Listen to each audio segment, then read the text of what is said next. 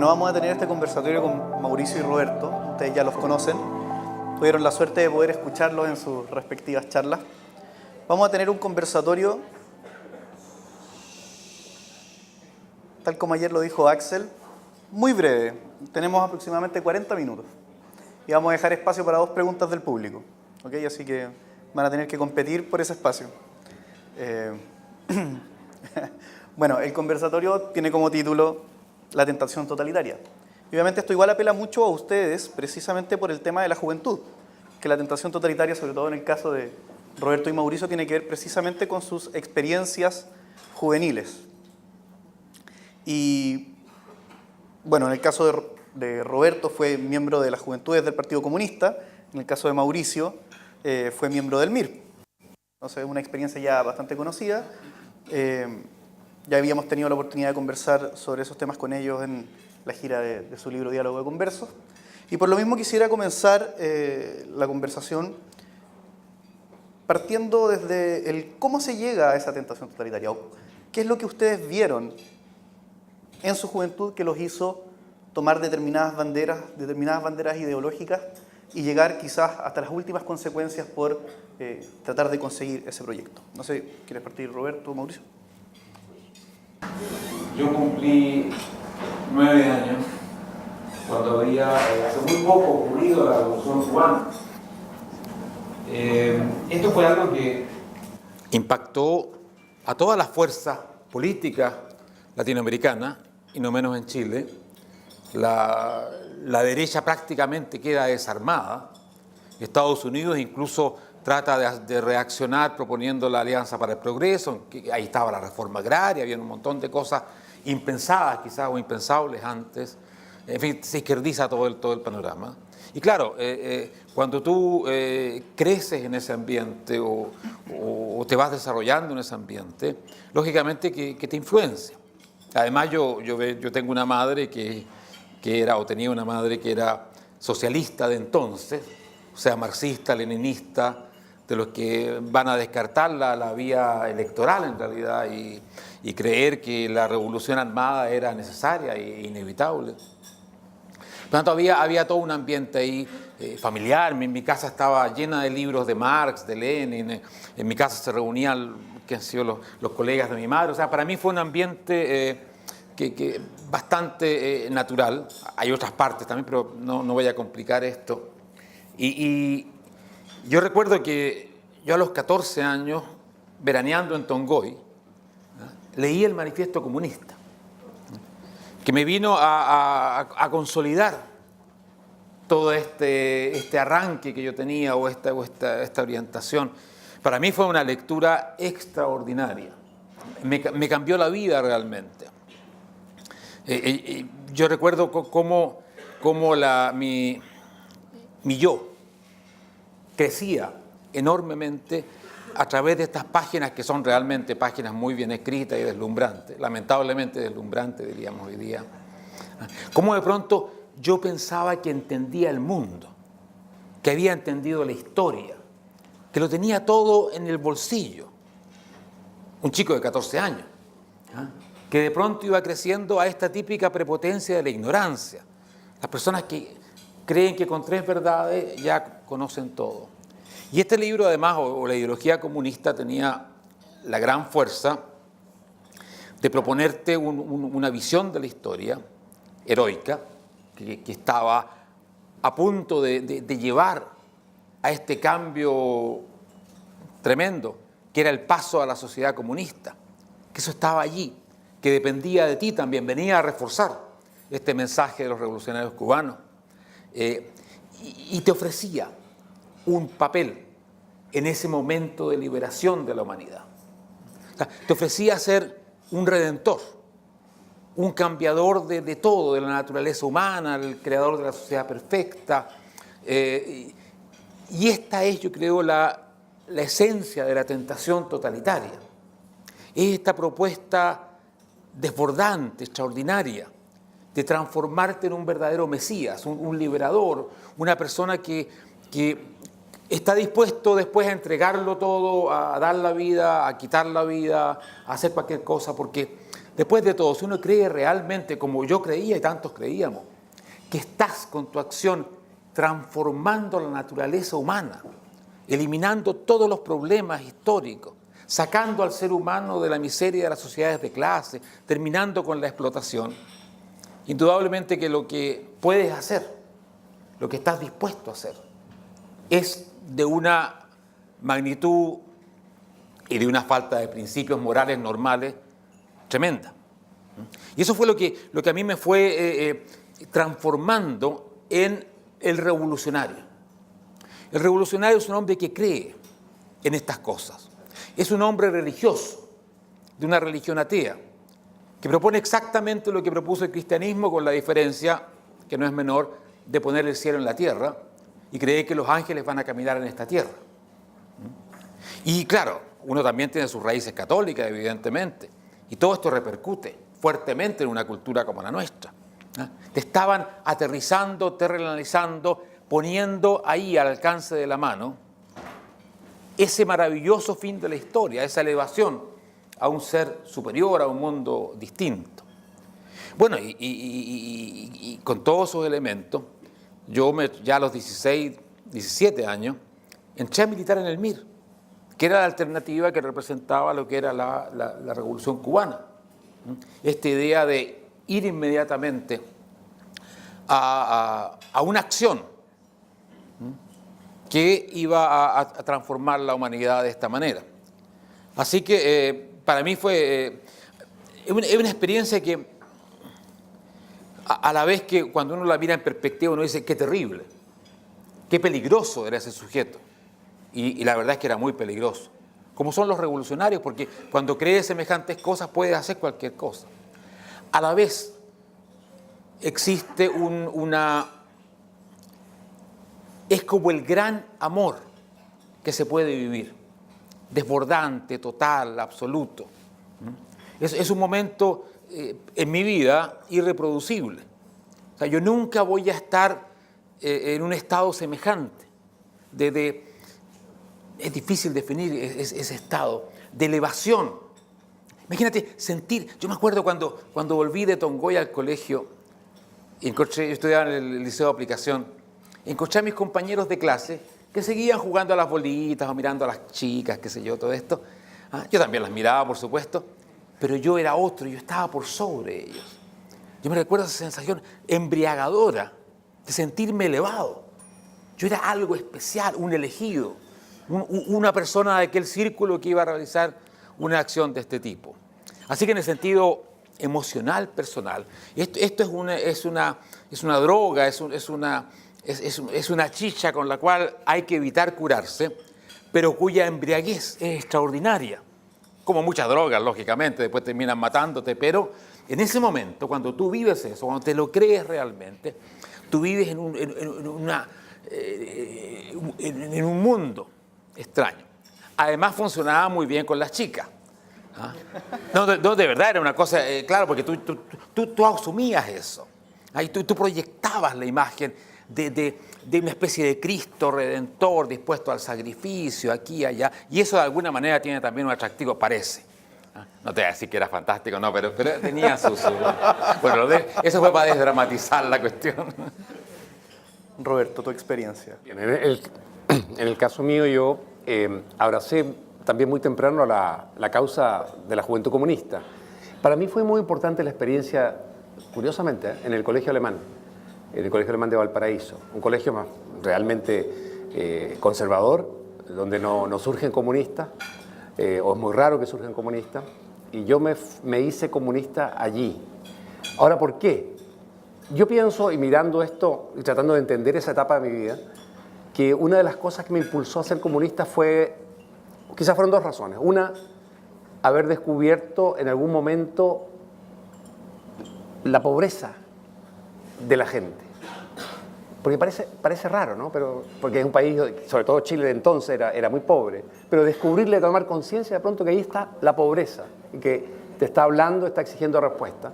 Y junto con eso, muy sorprendente, es que yo estaba en un colegio donde no existía la pobreza. Pero no es que no existiera dentro del colegio, no existía dentro del colegio desde luego, sino que no existía como tema. Entonces yo sentía un poco traicionada mi sensibilidad juvenil. Esta cosa de, pero ¿cómo es posible que cuando yo hablo de los pobres, que ahora yo los descubrí y sé, y siento que sé, y conozco su sufrimiento, no hay eco aquí entre mis amigos, mis compañeros del colegio, la gente que uno conoce? No hay respuesta. Están ajenos a esto, son ajenos a esta sensibilidad, ajenos a esta pobreza, ajenos a este drama. Eso fue un elemento para mí importante. Y el otro elemento importante también fue el hecho o la influencia cultural. La influencia cultural de la izquierda entonces, estamos hablando de los años 70, finales de los 60, 70, era tan fuerte como la de hoy, pero más estructurada. En esa época la música folclórica era fundamentalmente de combate, de lucha. Aquí Quilapayún, Inti Illimani, Víctor Jara, Violeta Parra. Todo esto representaban una inspiración artístico-musical que apelaba a tus sentimientos, a tus emociones. Y detrás de eso, obviamente, había un mensaje político muy claro, que si bien era interesante y atractivo y seductor desde su comienzo, posteriormente, cuando yo ya conocí el mundo comunista y viví en Alemania Oriental detrás del muro y conocí Cuba, me di cuenta que lo que estaba allí al final de ese gran proyecto y de esa gran invitación bella era una dictadura, totalitaria además, de partido único, estatizado absolutamente todo, sin libertad de ningún tipo, sin oposición. Pero eso no lo veía uno. Por el contrario, esta parte de la seducción, la izquierda la maneja muy bien. Es estimulante. Yo creo que ustedes, cuando están en las universidades, la sienten así. Son banderas al viento, son consignas, son héroes, son boinas, barbas, luchas, sacrificio, el pueblo. Y supuestamente ellos hablan en todo eso. Yo viví en 2 países comunistas. Y les digo que lo viví y lo conocí. Y lo que conocí fue represión total. Y en el caso de Alemania Oriental, ustedes lo saben, el símbolo más claro, el muro para que la gente no se fuera del socialismo. Y en el caso de Cuba, el muro azul o turquesa con tiburones, que es lo que le ha permitido a Fidel Castro que no todo el mundo se vaya de la isla, porque se nos olvida a veces que ese también es un muro que le impide a los cubanos escaparse, aunque se van. Está ese elemento. Y después otro elemento interesantísimo para mí fue descubrir a esa edad, pero que es simple. Hay gente que sí quiere solucionar este problema, que a mí me hiere, me duele, y ante el cual mis compañeros o los padres de mis compañeros pareciera que les diera lo mismo. Y es un sistema donde el Estado es capaz de hacer todo esto. Claro, pero ahí está muy evidente. Y qué fácil, un gran instrumento, el Estado, desde el cual organizar toda la sociedad. ¿Por qué no? En fin y en beneficio de las grandes mayorías, a favor del pueblo, del Estado, si esa es la solución. Y el punto siguiente era, ¿y los empresarios y los capitalistas, por qué tienen que quedarse ellos con las ganancias? En realidad, pueden funcionar perfectamente las fábricas sin los empresarios, que se distribuyan el dinero a través de los obreros hacia el Estado y tenemos más recursos. Lo mismo con la agricultura. Bueno, me tocó ver en Alemania Oriental y me tocó ver en Cuba lo que ocurre cuando obviamente la propiedad de la fábrica y de la tierra es de todo, que al final no es de nadie, ustedes lo saben muy bien. Y el desastre está en todos los países socialistas, no hay ni una sola excepción. No hay un solo modelo socialista que utilizando el sistema estatista pueda mostrar un éxito en la historia, ¿verdad?, de la humanidad. No hay uno solo. Y cuando han mostrado éxito es porque han, como en el caso de China o Vietnam, han recurrido en dictadura comunista al ejercicio y el funcionamiento de cierta economía de mercado. Y el último factor fue, ¿saben qué maravilla? Existe ese sueño que yo quiero hecho realidad. No soy un iluso, no soy un tipo utópico, irresponsable. Estoy hablando de algo que se puede hacer realidad. ¿Y dónde está hecho realidad? Bueno, en la Unión Soviética, en Polonia, en Alemania Oriental, en Cuba, aunque Cuba yo sabía que estaba mantenida por la Unión Soviética. Pero ahí está. O sea, está todo. Tengo los instrumentos, tengo el conocimiento, tengo la sensibilidad, tengo la forma de solucionar la pobreza y tengo maravillosos resultados. El socialismo ha triunfado en una parte de la humanidad y va a seguir en su marcha ascendente y va a dominar sobre todo el mundo. Esas fueron las razones de tipo emocional, intelectual. Había leído muy poco de marxismo, las cosas básicas, muy básicas para un joven, pero eran profundamente convincentes para mí. Y me pasaba lo mismo que Mauricio, desprecié profundamente a mis compañeros con los cuales me había llevado muy bien durante todo el colegio y habíamos celebrado siempre juntos porque no eran capaces de ver lo que yo veía. La pobreza, la solución y el futuro espléndido que nos esperaba como país construyendo el socialismo. Permíteme comentar un par de cosas. Roberto apunta a la pobreza y ese es un elemento que yo olvidé mencionarlo, pero que es muy importante. Y estamos hablando de un Chile muy pobre, del cual ustedes tendrían que tratar no sé, de leer sobre él, pero era una experiencia muy, muy tremenda. Yo me acuerdo que vivíamos en una casa ahí en Vicuña Maquena, y para ir al Estadio Nacional se iba caminando más rápido, cortando camino, y pasábamos por unos campamentos que eran espantosos. O sea, eran 4 tablas paradas sobre el barro, sobre la tierra. Entonces, claro, era inevitable, en el ambiente mío por lo menos, o sea, ver esto y no decir, pero hay que terminar con esta cuestión. Y cuando a la vez escuchas que hay un país maravilloso llamado Cuba o China con Mao, donde están preocupados de que la gente no mueran de diarrea a los niños o que la gente sepa leer y escribir. Estamos hablando de un Chile con niños desnutridos, con analfabetos, estamos hablando de otro Chile muy, muy distinto. Y eso era muy... Ahora, hay otra cosa que quería comentar, el tema de la dictadura. Porque en el caso nuestro, el hecho de tener que llegar a una dictadura era absolutamente necesario. No era algo que repudiábamos, todo lo contrario. En este proceso tan extraño hay un elemento apocalíptico, porque todo esto es religión atea, no es más que eso. Entonces, en el Apocalipsis plantea que Cristo va a volver a la tierra para gobernar durante 1000 años con los justos, después de un enfrentamiento tremendo con el anticristo. Hay una famosa batalla llamada Hermagedón, en fin, del fuego y de la sangre y de la muerte surge el reino milenario de Cristo, ¿no? Toda esta visión, la necesidad de la violencia, de la depuración para crear el hombre nuevo, son ideas muy importantes, integrantes de lo que es la fe militante marxista. Lo dijo Marx exactamente, él inventó el término dictadura del proletariado, no lo inventó Lenin ni ningún otro. Y esta idea, y Marx lo expresa muy bien, dice, para crear este hombre comunista es necesario pasar por este hecho de violencia que nos va a depurar, nos va a elevar mágicamente a esa calidad de seres altruistas o superiores, etc. Por lo tanto, el hecho de saber que íbamos a matar, que íbamos a reprimir, que íbamos a exterminar una parte de la humanidad, era algo absolutamente asumido, por terrible que parezca.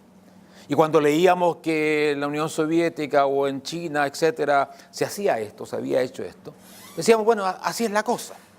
Para liberar la humanidad hay que destruir a todos esos seres humanos que están demasiado contaminados por el espíritu burgués, por la sociedad burguesa, etcétera. Es natural que sea así. Y esto es realmente impresionante, cuando uno llega a un convencimiento que te va convirtiendo en lo que el Che Guevara un día dijo, máquinas de matar. Máquinas de matar para construir el hombre nuevo, el paraíso, lo que se quiera, pero máquinas de matar. Y máquinas que teóricamente han justificado el asesinato o la muerte, y no de uno, sino que de muchos. Entonces te vas convirtiendo en la máquina más peligrosa que existe. Aquella que es capaz de matar seres humanos con buena conciencia, creyendo que así es el progreso, que duerme tranquilo y que a lo mejor solamente está intranquilo porque no ha matado suficientes elementos corruptos. Por lo tanto, es realmente una ideología que tiene una fuerza terrible que te lleva a terribles conclusiones. Pero tú mismo lo habías descrito como una especie de embriagamiento bastante profundo. Y en ambos casos, tanto el de Roberto como el tuyo, Mauricio, tiene que ver mucho con la idea de poder solucionar un problema que es explícito, que ustedes podían ver, constatar diariamente.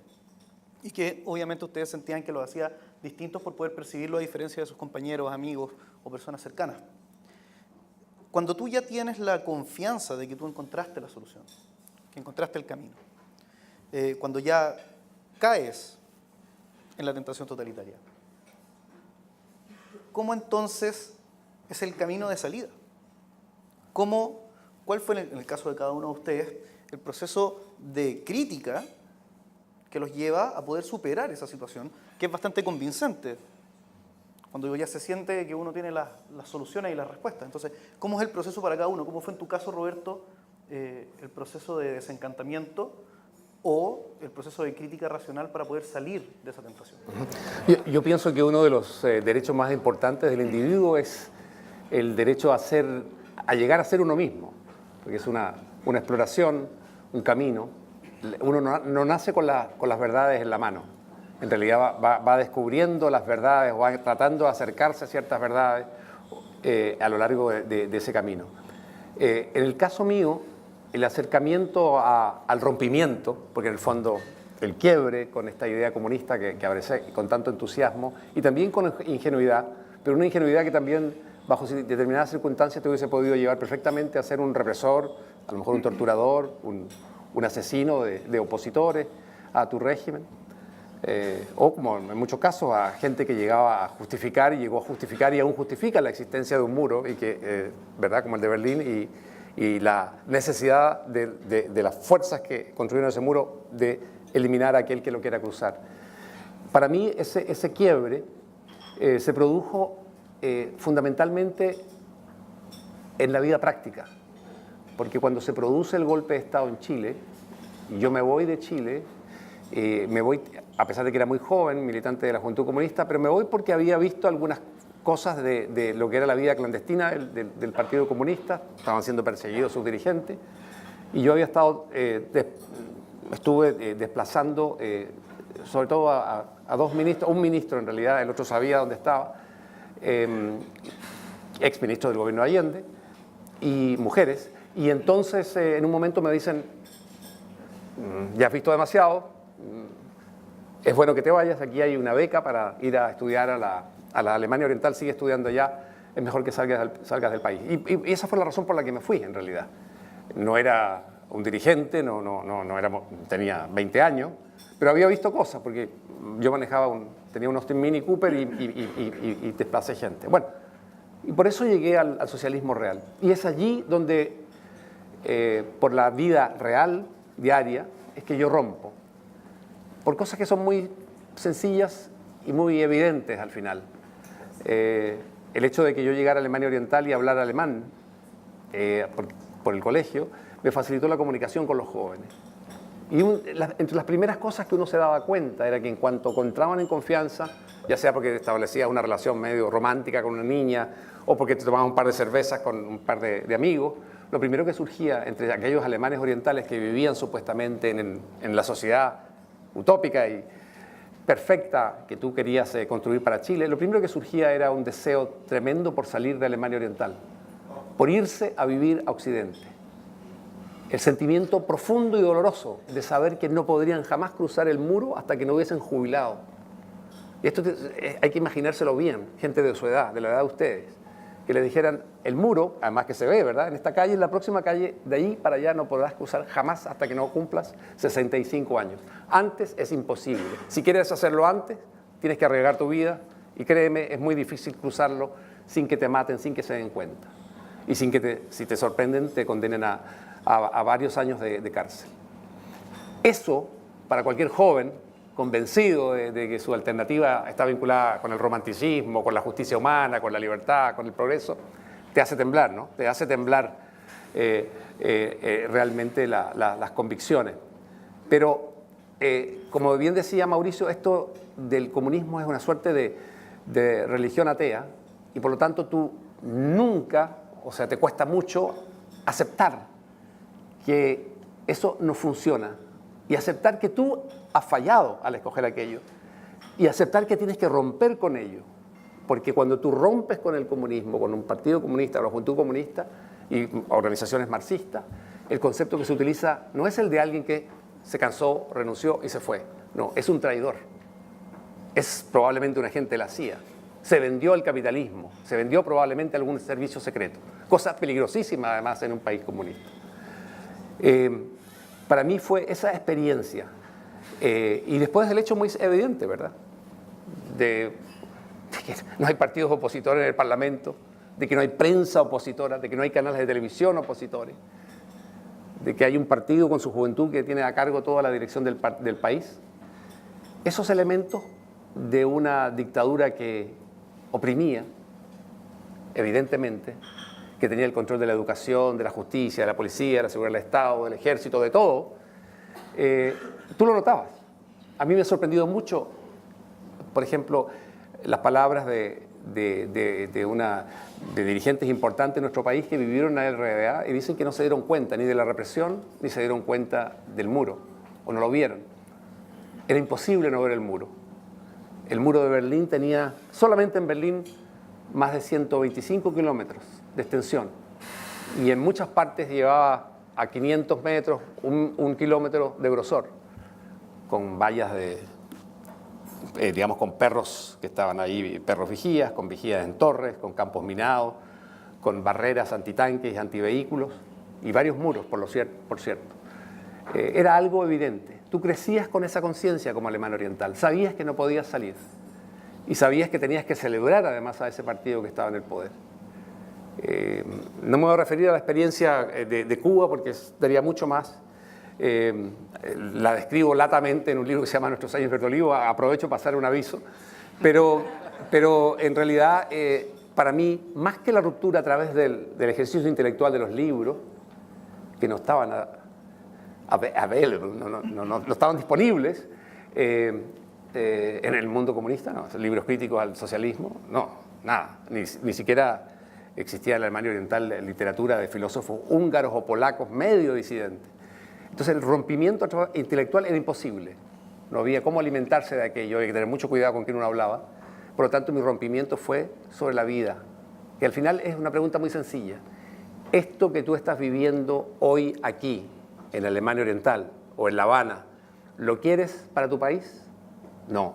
¿Lo quieres o lo quisieras para ti? No. ¿Para tus padres? Tampoco. ¿Para tus hijos? ¿Para tus amigos? No.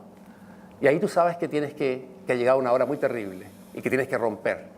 Y sobre todo si vives en el comunismo, romper con mucho cuidado para que no quedes catalogado como un agente, un espía, un traidor, porque de eso después poco o nada se sabía o campañas de desprestigio terribles. Mauricio, ¿cómo fue tu proceso? Esta cuestión es bien complicada y yo cada vez que trato de reconstruir un proceso como ese, me doy cuenta de que estoy racionalizando cosas que a lo mejor no fueron así. Les digo porque hay que ser sincero con eso. Yo creo que a ustedes les pasa también. Se han tenido un amor, un pololeo y 5 años después de que han roto eso, les preguntan, ¿y por qué te separaste de fulanito o sutanita? Tú vas a construir seguramente una historia ya, que probablemente no sea muy fiel al hecho como ocurrió. Porque cuando uno va pasando esto, no es que diga 1 más 1, 2, sino que se van juntando cosas. Ahora, cuando gente como yo salimos de Chile, yo en ese momento no estaba militando en el MIR, pero era muy cercano al MIR, y salieron muchos miristas, simpatizantes y otros. El sentimiento predominante, y no solamente el sentimiento, era el sentimiento de traición, de haber abandonado la lucha, de haber dejado a los camaradas peleando, y además una pelea sangrienta. Hay como 350 miristas que ya habían desaparecido o sido asesinados el año 75. Habían 1.200 en la cárcel. Por lo tanto, el que estaba en Francia o en Suecia, como yo estaba, tenía una profunda carga moral de haber realizado un acto de deserción terrible. Y eso fue lo que primó en los primeros años de mi vida en Suecia, y en los compañeros que en el exterior se formaron los llamados grupos de apoyo al MIR, que eran formas de reintegrarse al partido que el partido abría para estos desertores, traidores y cobardes, como oficialmente se les puso. Ese fue el título que el partido le dio a los militantes que habían dejado Chile y habían roto con la famosa orden del MIR no se asila. Lo cual, claro, es el colmo del romanticismo, de la heroicidad, lo que tú quieras.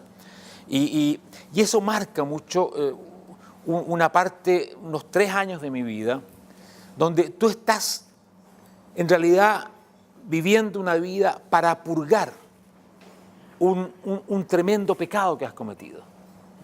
Y cuando se vive bajo esas circunstancias, todos los aspectos psicológicos de convivencia están muy lejos de lo que ustedes puedan vivir normalmente. Esos son comunidades de torturados mentalmente, de gente que está pagando la deuda más terrible que puedes pagar, haber desertado. Por lo tanto, no tienes ninguna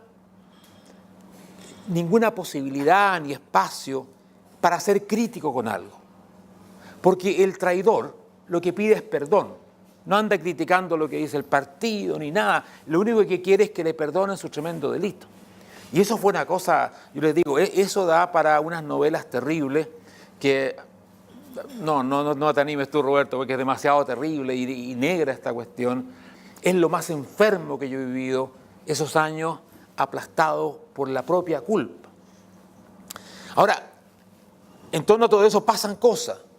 Yo veía a un refugiado, una rusa refugiada porque se había enamorado de un extranjero y ya eso era un delito. Me encontré con un cubano que me impactó mucho, homosexual, que había estado en campos de concentración de Che Guevara y Fidel Castro. O sea, a nombre del hombre nuevo, ahí tenía el resultado. Un tipo que de política no sabía nada, pero que había estado en un campo de concentración para reeducarlo y todas esas cosas que decían. Sin embargo, este ambiente te hacía muy resistente a todo esto. No es que no existiera eso, no es que no te quedara dando vuelta, pero tú estabas en otro estado psicológico que era absolutamente dominante. Y ahí lo que quizás en mi vida es más importante de explicar, en absoluto único, es cómo sales tú del mundo de la secta, además la secta dominada por un sentimiento de culpa semejante. Cómo empiezas a respirar el aire de pensar por ti mismo. Porque en esta situación tú no piensas por ti mismo. Tú te prohíbes pensar por ti mismo porque tú eres un traidor, eres un ser deleznable. ¿Cómo vas a permitirte el lujo de hacerlo? Esa es la parte más complicada que yo cuento algo en el libro que hemos hecho con Roberto, Diálogo de Converso, porque creo que vale para toda secta. Hay sectas y sectas, por supuesto, pero la secta en sí mismo es un mundo cerrado, autorreferente, donde todos están, digamos, siempre... Es como un eco eterno que rebota y no tienes aire de afuera. Esa es la vida de la secta. Por eso la secta rechaza cualquier contacto con el exterior y trata de encerrar. Es lo mismo. Los partidos revolucionarios son sectas. Esos que ustedes encuentran son proyectos de secta, donde todos viven la pasión revolucionaria, se confirman, etc. Hay un mecanismo así. Imagínense lo que era esta secta que venía de un golpe de Estado terrible y que vivía en estas circunstancias. Pero bueno, afortunadamente hay un momento dado donde se da eso. Todo lo demás es quizás fácil de entender. Ahora, que uno llegó al liberalismo y no se quedó en la socialdemocracia, hay momentos que hay que explicar también, pero el momento, y se los voy a contar brevemente. Yo me anoté a la Operación Retorno. La Operación Retorno era una política desesperada del MIR, destruido como estaba en Chile, porque estaba, ya les digo, 360 desaparecidos y muertos, 1.200 en la cárcel, o sea, estaba Miguel Enríquez muerto, o sea, era realmente aplastado, ¿eh? Y brutalmente aplastado, sin duda. Aquí no había perdón. Bueno, yo me inscribo, yo me anoto para volver a Chile, pasando por Cuba, entrenándome como otros pasarán, y Roberto lo cuenta también en los años Verde Oliva. ¿Ah? Era la forma definitiva tanto de cumplir con el sueño revolucionario como de purgar la culpa esta. Ahí estamos los miristas, imagínense, a comienzos del año 77. Yo estoy en ese momento, yo dejo mi departamento, mi hija mayor tenía 3 meses, ella se iba a Cuba con mi mujer de entonces, tú describes en nuestros años Verde Oliva esas casas que hubieron para chilenas, de estos combatientes que finalmente murieron en África o se fueron a Nicaragua o se vinieron a Chile. O sea, todo esto es una historia que tiene muchas caras, digamos, porque fueron muchos los que estuvieron en esta cuestión. En ese momento, llega un camarada mirista de Valparaíso, un trotskista. Los trotskistas son como los monjes de la revolución, pero tienen algunas cosas buenas. Me salvaron la vida, entre otras cosas, porque este hombre me salva la vida. Los trotskistas creen que la revolución surge de un largo proceso de educación de masas, de trabajo político. No es cuestión de tomar una pistola y ir a disparar. Eso los trotskistas nunca lo han creído. ¿Ah? Y este hombre, que era un trotskista mirista, combinaciones que se daban, pasa por la tortura en Chile, es miembro del Comité Central, lo pasa muy mal. Y cuando llega a Suecia, llega con toda la autoridad moral del que ha pasado por cosas muy duras, ¿ah? De los cuales prácticamente no había ninguno que tenía una prueba de fuego comparable. Y este hombre nos reunió en Estocolmo, a unos 25 milistas que estábamos embarcados en esto de entregar todo lo último al partido. Y nos dice: muchachos, el partido les está mintiendo. Porque el partido contaba de que había una situación prerevolucionaria, que poco menos que nosotros íbamos a bajarnos acá y las masas iban a salir a combatir la dictadura, cosas así. Y él nos dice: todo esto es una mentira. El partido está destruido, está destrozado. Lo que quieren es que ustedes se vayan para allá, pongan una bomba, disparen un balazo, los maten y tengan un titular para que el partido exista a través de este sacrificio kamikaze que ustedes van a realizar. Y él nos dice: yo no creo que ese sea el camino. Ustedes son jóvenes, teníamos todos, qué sé yo, 25 años, en fin, 23, 27. Ustedes tienen que durar más, nos dice. Ustedes son gente que piensa, tienen que educarse, esto es largo, esta es una larga marcha, no es cuestión de irse a matar ahora. Esa cuestión, ese es el momento donde mi vida cambia. Es como una locomotora que va a estrellarse y en un momento, por una cuestión desafortunada, alguien le abre un camino alternativo. Que, bueno, una vez abierto el camino, una vez que se ha abierto la rendija de aire crítico, que alguien te dice: oye, piensa, te están engañando, no sé. Y esa persona es lo que yo le llamo un autorizador moral, porque tiene la fuerza moral para permitirte que tú sobrepases la culpa y digas: sí, pues nos están mintiendo, que empieces a dudar por lo menos. Aparezca la duda, porque antes la duda no estaba permitida, porque tú estabas purgando una culpa. Bueno, de esto hay en el libro más cosas, y la verdad que estas son cuestiones muy largas y que son para darle muchas vueltas. Yo le sigo dando vueltas a estas cuestiones porque cuando uno ha estado metido así, en esta forma tremendamente a fondo y casi con un destino que era la muerte por la revolución y por todo esto, después, claro, uno queda muy marcado de esta cuestión. Y el resto de la vida es un poco una reflexión sobre esto. Porque no es un momento, no son cosas que pasan así nomás, sino que llegan a un extremo que después te deja la vida dando vuelta en torno a ello. Y por eso fue muy bueno encontrarme con Roberto y tener este diálogo de converso, porque por primera vez permitía con una persona que tenía referentes o puntos comunes empezar a ventilar estas cuestiones. Que, como les digo, yo no las tengo totalmente definidas ni ciertas porque son procesos bien complicados. Bueno, ya estamos en la hora, el tiempo pasa bastante rápido y me gustaría cerrar un poco para dar el paso a las preguntas con una anécdota que me pasó hace poco. Yo creo que a Roberto sobre todo le va a llamar un poco la atención, o a lo mejor no te va a sorprender tanto. Yo estaba conversando una vez con una colega que estaba haciendo clases de historia contemporánea, universal contemporánea. Entonces, más o menos la edad de los alumnos, más o menos la edad de ustedes acá. Y en un momento ella estaba hablando precisamente de las dos Alemanias y estaba hablando precisamente del caso del muro de Berlín. Y los alumnos se mostraron esto me lo contaba ella, los alumnos se mostraron muy curiosos respecto de la palabra muro, porque la mayoría de ellos creían que la idea del muro era una cosa metafórica, no era un muro real. Entonces empezaron a cuestionar a la profesora. Y ella le dice: no, el muro efectivamente es real, el muro existió. Y ellos no creían. Entonces ella les tuvo que mostrar una fotografía de lo que era el muro de Berlín y en lo que consistía, y los alumnos realmente no lo podían creer. Y se quedaron todos absolutamente sorprendidos y callados porque no podían concebir que realmente existiera una cosa como esa. Porque en el mundo de hoy eso es más o menos inconcebible. Bueno, te voy a decir que en Alemania Oriental el concepto, bueno, la palabra para muro, die Mauer, la muro, ¿no? Die Mauer, el muro. Y esa palabra estaba prohibida en la literatura, en la poesía, en las artes, en la prensa, en el discurso. No se podía utilizar die Mauer. Si tú decías Die Mauer, era el lenguaje alemán occidental. Estaba absolutamente proscrito.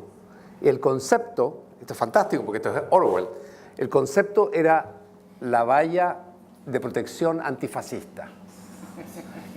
Y ahí, ustedes pueden ver novelas y ver películas de la época de la Alemania Oriental y nunca encontrarán, esto no es que lo estoy afirmando yo, que me pareció, no, esto está estudiado en forma lingüística. Nunca se pudo mencionar, usar esto sin tener, bueno, en la literatura, en el arte es imposible, pero en las conversaciones, ¿verdad?, públicas, sin tener que sufrir represalias serias. No hay un discurso donde se hable de Die Mauer. Y eso te habla un poco, te da una idea de cómo era el tratamiento y cómo era la ideología en Alemania Oriental. Bueno, quiero dar las gracias a Roberto y a Mauricio por su testimonio, su experiencia y la conversación tan enriquecedora que nos han dado. Y ahora vamos a tener espacio para 2 preguntas. Me imagino que Roberto va a estar ahí preocupado de a quién cederle el espacio. Ahí hay una persona, Roberto. Buenas noches, muchas gracias por la intervención. Interesante como siempre. Mi nombre es Enrique Cari, vengo de Santa Cruz de la Sierra, Bolivia, y mi pregunta es la siguiente. Luego de escuchar a ambos, luego de escuchar el testimonio, la experiencia que nos han relatado con una narrativa tan interesante, tan contagiante, puedo percibir de que el ingreso que ustedes ambos tuvieron a las filas marxistas, a las filas de izquierda, fue una vaina como que romántica, poética, que los fue engatusando y seduciendo a ambos, y que cuando en su momento se vieron totalmente sumergidos en esto. ¿Cómo logramos para que la juventud actual, la juventud que se define en su mayoría apolítica, que se define no favorable a ninguna causa política, se contagie, se emocione, se inspire por la libertad? Yo soy coordinador de Estudiantes por la Libertad Bolivia y me emociona mucho cuando lo escucho a Enrique Gersi y a Ricardo López Murphy hablar con ese ímpetu, con esa pasión, y los tipos viajan y los tipos invierten tiempo y dinero y su vida en esto. Entonces, puntualmente, ¿cómo logramos de que la juventud actual en mi país y en todos los países latinoamericanos empiecen a ver la libertad ya no solo como un concepto, sino como una causa, sino como un ideal que pueda en cierto modo generar algo de emoción, no ese romanticismo del comunismo, que Dios nos libre de llegar a eso, pero algo de alma en esto? Muchas gracias, y cualquiera de los dos que me pueda responder. Tal vez nos podemos ayudar un poco en esta...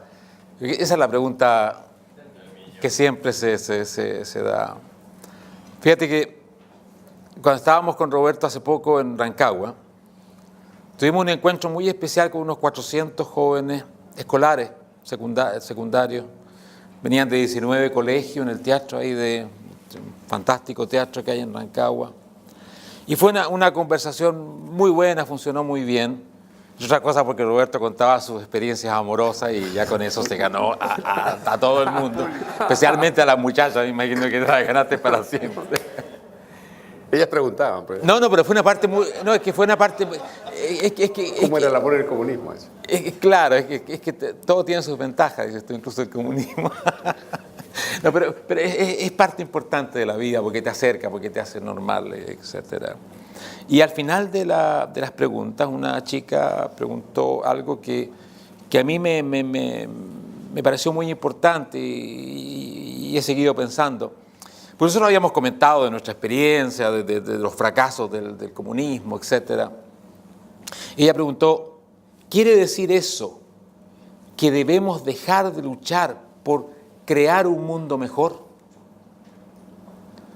Y esa pregunta es muy importante, porque la juventud, para ser juventud, tiene que proponerse crear un mundo mejor que el que existe, porque para eso son jóvenes. Porque eso es el progreso.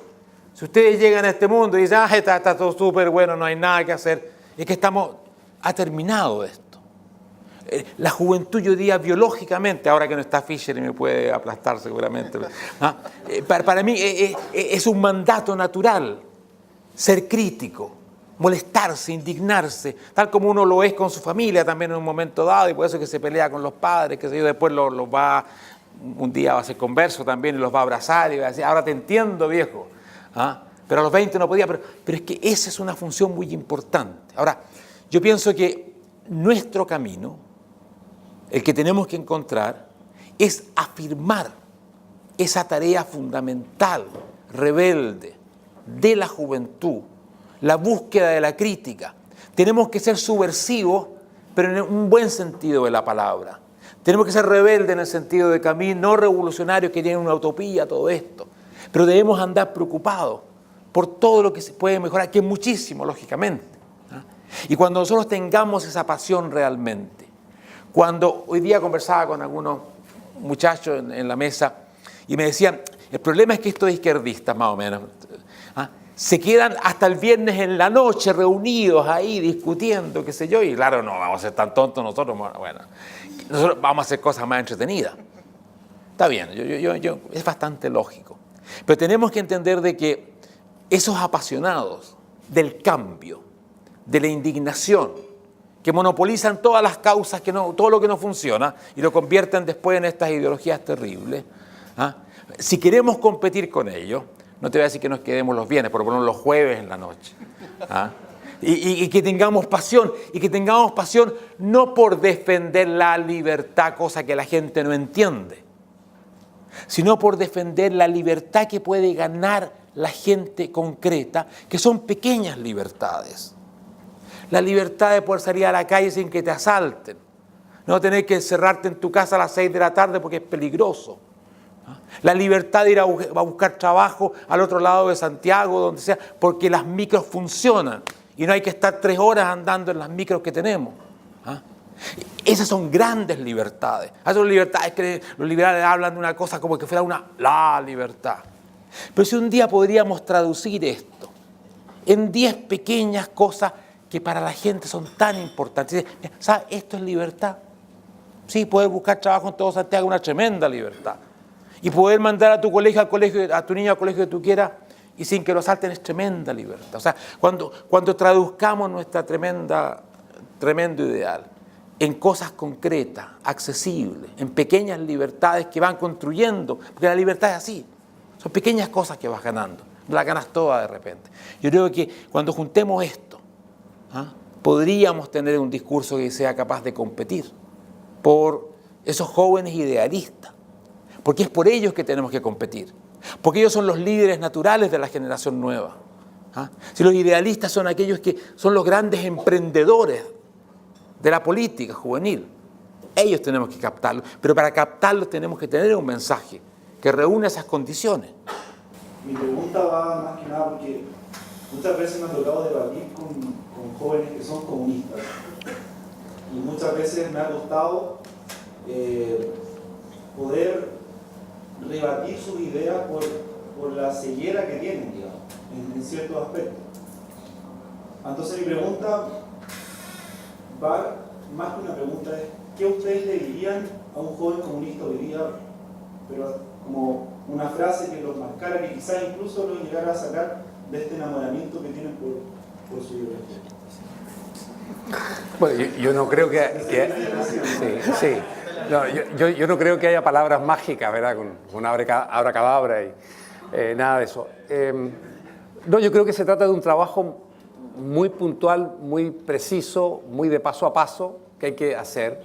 Y en este sentido, este tipo de reuniones, este tipo de perfeccionamiento tiene un gran sentido en la medida que se va multiplicando y ampliando como una suerte de ola, ¿no? en la sociedad. Comparado con la izquierda, quienes son amantes de la libertad han desarrollado, por lo menos en Chile, un trabajo que todavía no compite en términos de alcance, de entrega, de dimensiones, con lo que ha hecho la izquierda durante decenios en forma muy activa y con los jóvenes. Entonces, si uno quiere dar esa lucha, tiene que prepararse y por lo menos tener, no voy a usar la palabra un ejército porque siempre suena esto muy che guevarista, sino que personas amantes de la libertad dispuestas también a enfrentar en cada lugar y en columnas, en medios, donde sea, las ideas de la libertad. Ahora, siempre yo pienso o tiendo a pensar, digamos, en unas ideas que plantea Amartya Sen, ¿verdad? Que dice, si queremos construir justicia, no partamos de la idea de la justicia perfecta, la sociedad donde la justicia es absolutamente perfecta y que eso nos esclavice y para trabajar en ese sentido, sino que él piensa que es mucho más efectivo lograr avanzar a nivel puntual de la sociedad, del individuo, de los problemas que tienen las comunidades, en ampliar en la justicia, en lograr la justicia. Pero también creo que es así como se puede llegar a avanzar en lo que es la difusión de las ideas de libertad. Y voy a dar un ejemplo muy concreto también, porque coincido plenamente con Mauricio de esto de cuando tú dices la libertad, y vamos todos a luchar por la libertad, al final la gente le cuesta mucho saber qué es la libertad, a menos que haya una dictadura que les impida incluso expresar la palabra libertad. Miren, un punto de la cultura. Cuando yo fui ministro de Cultura, y lo sabía de antes, para la izquierda es muy importante, para los artistas de izquierda, que el Estado tenga muchos recursos y le dé muchos recursos y en lo posible los mantenga y los financie sin parar. Muchas veces yo pienso que un sector importante de esa izquierda es de izquierda porque está vinculado con el Estado y ese Estado le promete ciertas seguridades.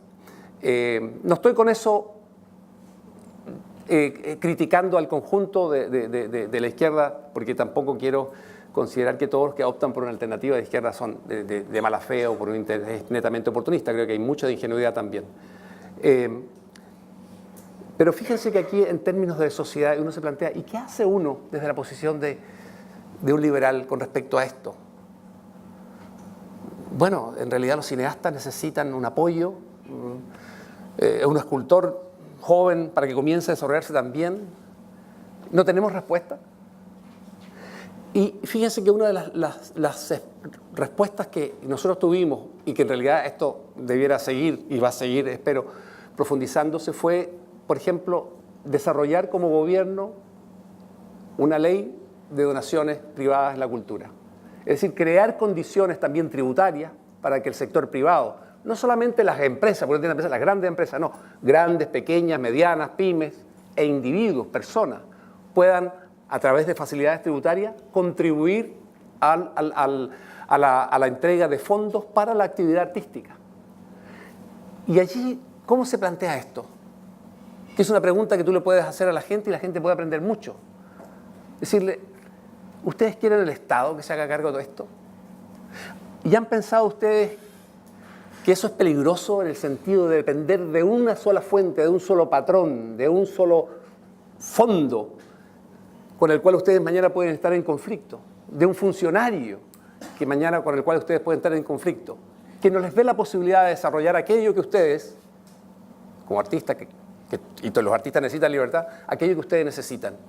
¿No será más favorable para el país, más productivo para el país, más beneficioso para ustedes, en ampliar esto, en el sentido de ampliar los espacios de libertad y contar con muchos distintos fondos que vienen también de sectores privados, de grupos privados, de personas privadas que tienen las posiciones más distintas?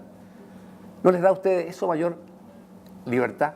¿No les da a ustedes esto mayor diversidad? Entonces, ¿se fijan?